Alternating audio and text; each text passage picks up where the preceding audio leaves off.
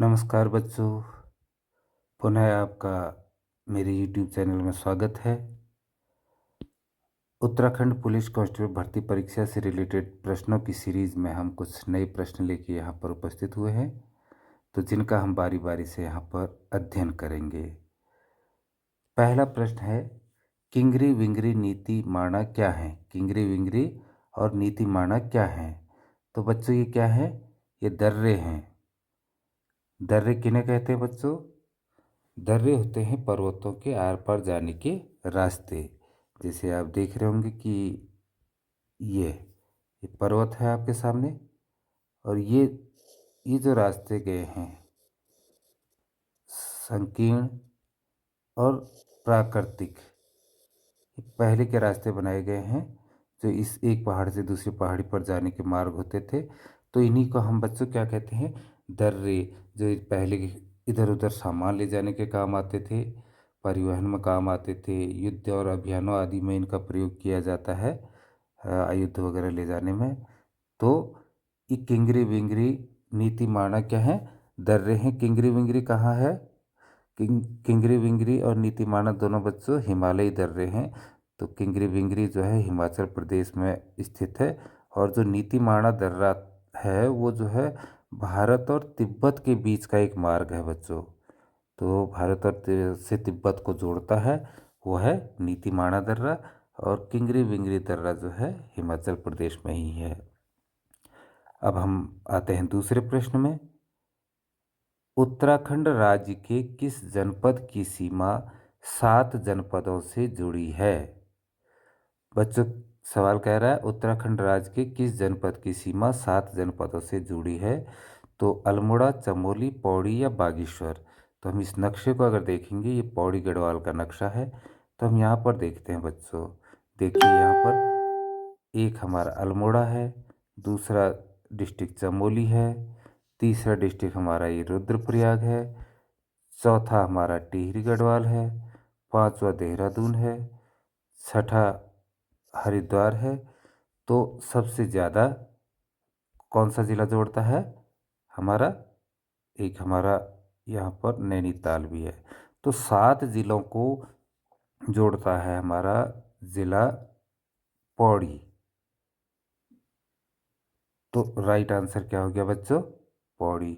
पौड़ी हमारा बिल्कुल सही उत्तर हो गया इसका। अब चलते हैं हम अपने अगले सवाल में। अगला सवाल है, निम्न में से कौन सा पर्वतपदी नगर नहीं है? बच्चों, पर्वतपदी नगर नहीं है, तो पर्वतपदी नगर कौन सा नहीं है? आप जानते हो पर्वतपदी कहते किसे हैं? पर्वतपदी यानी कि पर्वतों के सहारे पर, पर्वतों के से सटा हुआ या पर्वतों में बने हुए नगरों को हम पर्वतपदी नगर कहते हैं बच्चों। तो हम देखते हैं कि टनकपुर ये पर्वत में ही है, तो ये नहीं है।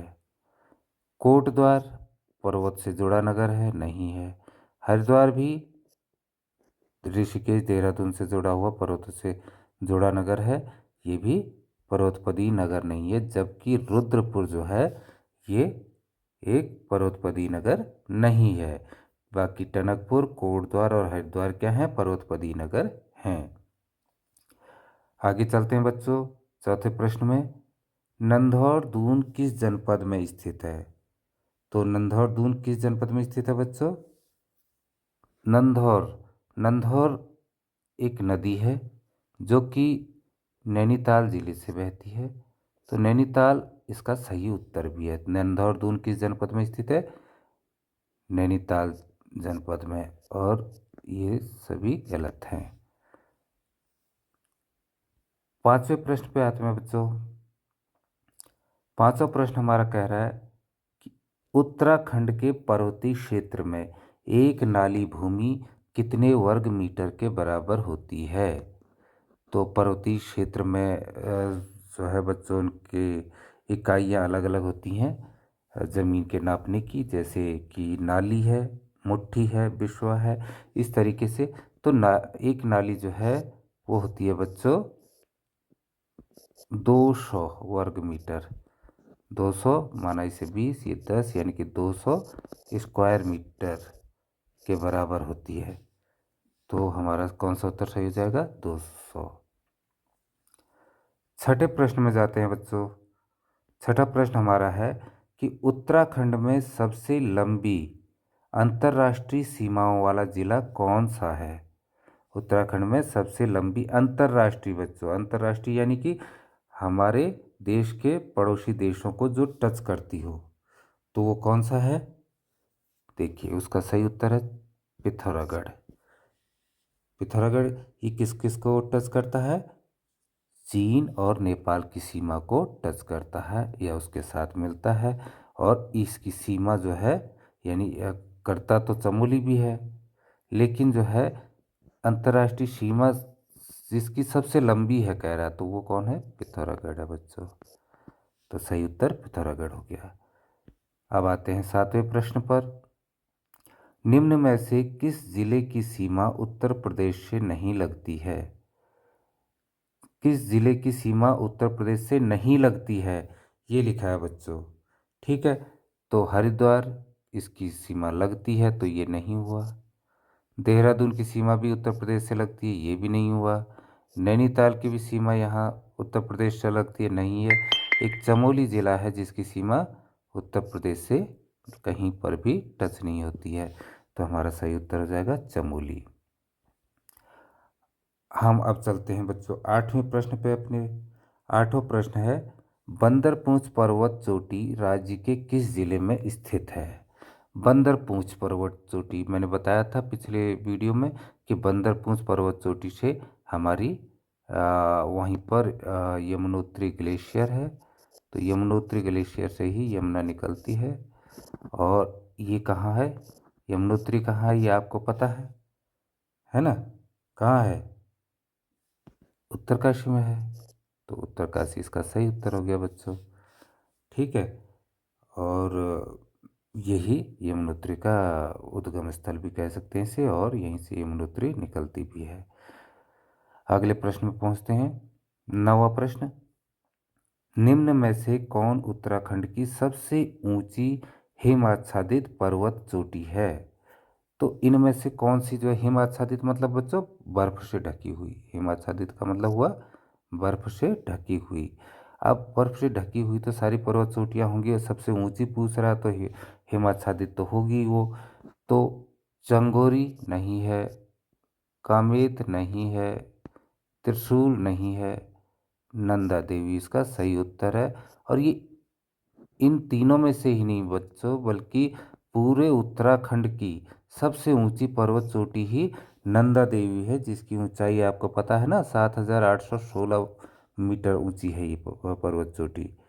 तो इसका सही उत्तर ऑप्शन ए हो गया। 10वें प्रश्न पर पहुंचते हैं बच्चों। राज्य के किस जिले की सीमा हिमाचल प्रदेश से लगती है? अब हिमाचल प्रदेश जाने के लिए हमें कहाँ से होते हुए जाना पड़ता है?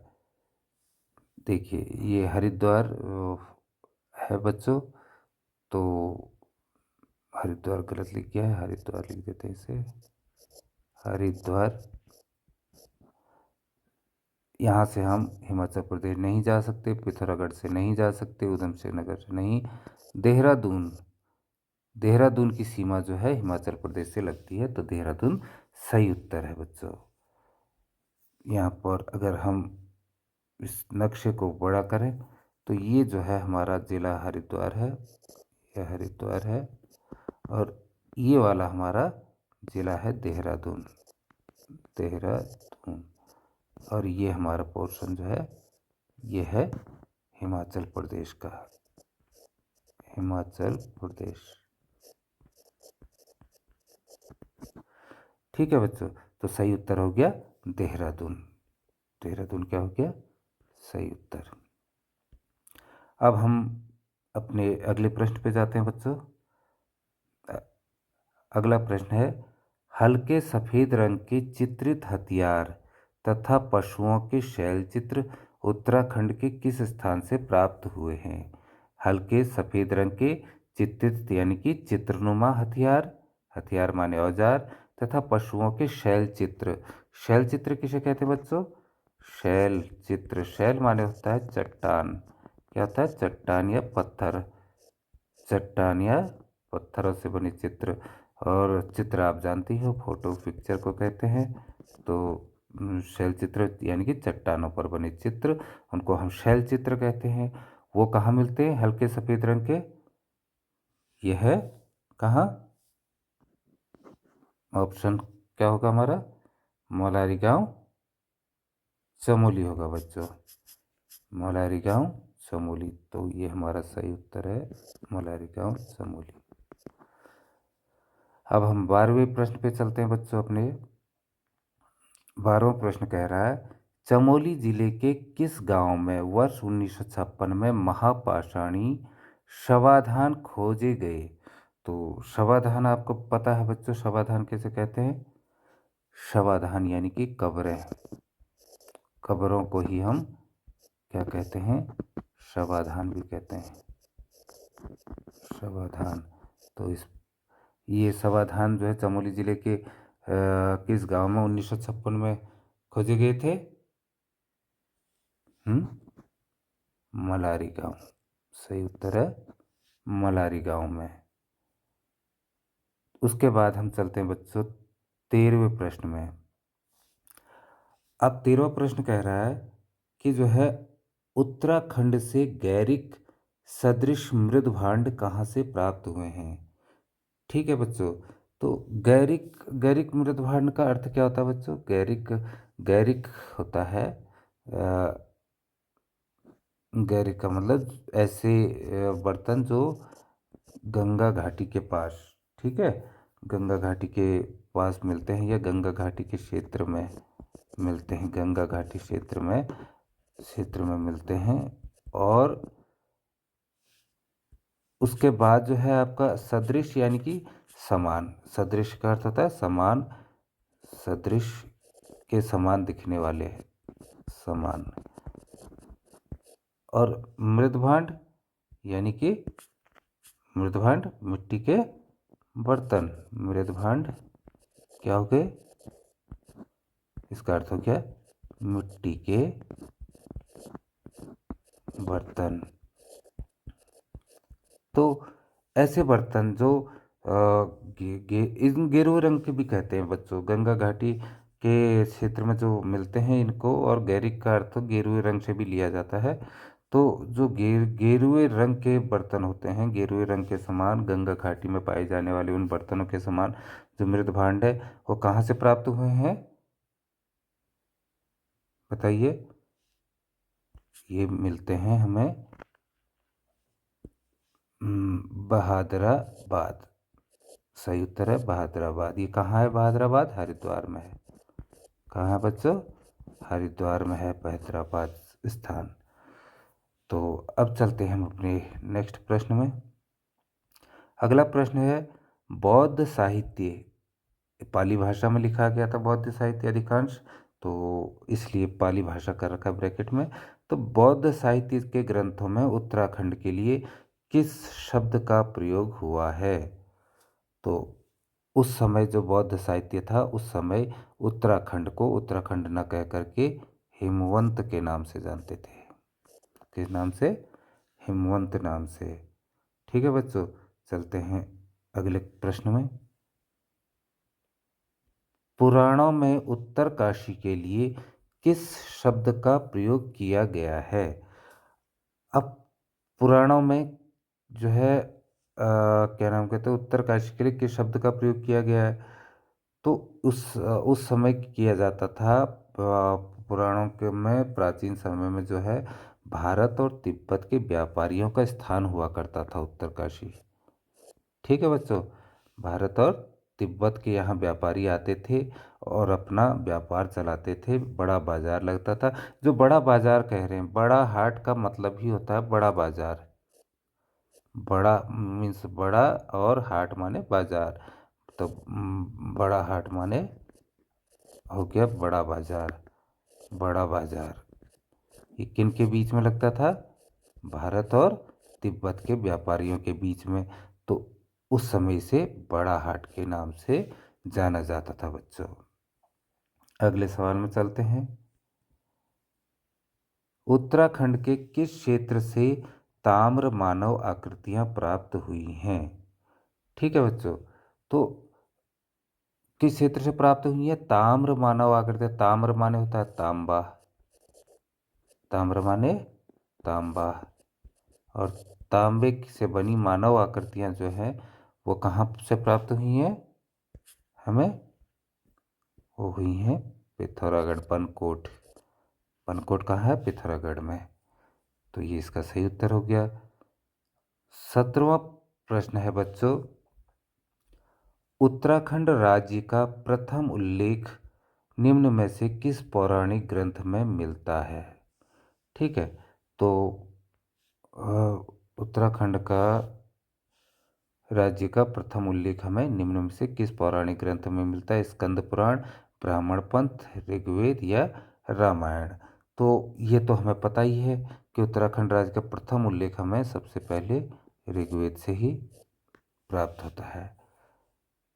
अगले प्रश्न में पहुंचते हैं बच्चों। तो अगले प्रश्न 18वां प्रश्न है, वैदिक कालीन उत्तराखंड में किस जन का शासन था? जन, एक जन किसे कहते थे बच्चों? जन सामाजिक इकाई को कहा जाता था। तो अनेकों सामाजिक इकाइयाँ उन दिनों उस समय निवास करती थी। तो वैदिक कालीन उत्तराखंड में जो जन इकाई का शासन था उत्तराखंड में, तो वो किस जन इकाई का था? वो था त्रित्सु का। किसका था बच्चों? त्रित्सु। तो त्रित्सु क्या थी उस समय? वैदिक काल के दौरान जो है एक प्रमुख जो है इंडो आर्यन जनजाति थी, जिसका बड़ा दबदबा होता था। और क्या नाम कहते हैं इसे? बड़े भारत के समूह की शाखा भी माना जाता था। और तो इसका उत्तर है त्रित्सु। अब हम चलते हैं अपने अगले प्रश्न पर बच्चों। 19वां प्रश्न है, महाभारत के किस पर्व में गंगा द्वार, गंगा द्वार किसे कहा जाता है? हरिद्वार को कहा जाता है। तो गंगा द्वार से मृगतुंग तक की यात्रा का वर्णन मिलता है? किस पर्व में मिलता है? ये मिलता है हमें वन पर्व में। किस में मिलता है बच्चों? वन पर्व में। तो सही उत्तर हो गया वन पर्व। अब चलते हैं अगले प्रश्न में। अगला प्रश्न है, उत्तराखंड का प्राचीन स्थल कफरकोट स्थित है। कफरकोट कहाँ स्थित है बच्चों? ना, कफरकोट आपने सुना होगा नाम।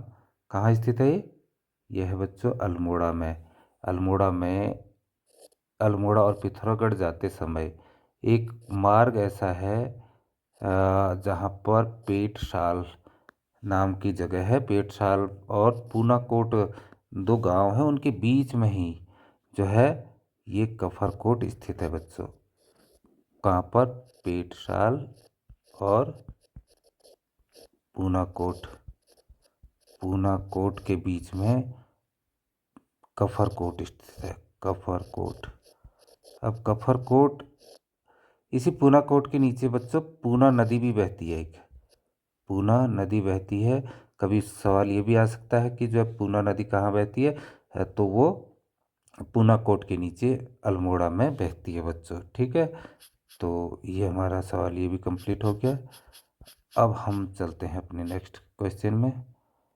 अगला प्रश्न है कि निम्न में से किस गुफा शैल चित्रों में मानव आकृतियों को अकेले या समूह में नृत्य करते हुए चित्रित किया गया है? ठीक है बच्चों। किस गुफा शैल चित्र में? शैल चित्र मैंने बताया था, शैल माने चट्टान, और चित्र तो चट्टानों से बने चित्रों में मानव आकृतियों को यानी कि इंसानी आकृतियों को अकेले या फिर समूह में नृत्य नाच करते हुए चित्रित किया गया है। वो कहाँ किया गया है? लखो उद्यान में। कहाँ किया गया है? लखो उद्यान। तो ये लखो उद्यान कहाँ है बच्चों? यह है अल्मोड़ा में। कहाँ है? अल्मोड़ा में। अगर जब हम चितई गोइल की तरफ को जाएंगे तो चितई गोइल से कुछ पहले लखो उद्यान पड़ता है। तो वहाँ जो है मानव आकृतियों को शैल चित्रों के माध्यम से अकेले या समूह में नृत्य करते हुए चित्रित किया गया है। अगले प्रश्न पर पहुँचते हैं। अगला प्रश्न है, लुएथाप गुफा शैलचित्र उत्तराखंड के किस जिले में स्थित है? बच्चों लुएथाप भी जो है लखोडियार जो है हमारा, ये लखोडियार हमने पढ़ा था अभी, तो लखोडियार के नज़दीक ही जो है लुएथाप गुफा भी है। ये भी यानी कि कौन से ज़िले में हुई? अल्मोड़ा ज़िले में। तो अल्मोड़ा ज़िले में स्थित है। ये कहाँ है? यहाँ इसका सही उत्तर हो जाएगा अल्मोड़ा। अगले प्रश्न में पहुँचते हैं। 23वां प्रश्न है, उत्तराखंड के किस ग्राम से प्राप्त मिट्टी के पात्र चित्रित धूसर मृद भांडों से मिलते जुलते हैं? ठीक है बच्चों, तो उत्तराखंड के किस ग्राम से, किस गांव, ग्राम माने गांव से प्राप्त मिट्टी के पात्र जो हैं वो चित्रित यानी कि चित्रनुमा है। धूसर, धूसर क्या होता है बच्चों? धूसर होते हैं धूल से भरे हुए या जिन्हें छूने पर जो है हाथ में रंग लगता है, उसको भी हम धूसर कहते हैं। और मृद भांड आप जानते हो कि बर्तनों को कहते हैं। तो ये कहाँ मिलते हैं? ये मिलते हैं सनड़ा बसेड़ी।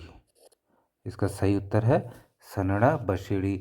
ये कहाँ है? ये भी अल्मोड़ा ज़िले में, अल्मोड़ा ज़िले में भिकियासैन, सुना है आप लोगों ने, भिकियासैन के नज़दीक, भिकियासैन से जो सनड़ा है 4 किलोमीटर की दूरी पर, लगभग 4 किलोमीटर की दूरी पर है ये सनड़ा, और बसेड़ी 8 किलोमीटर की दूरी पर है। इन दोनों के बीच में जो है आपका रामगंगा नदी बहती है।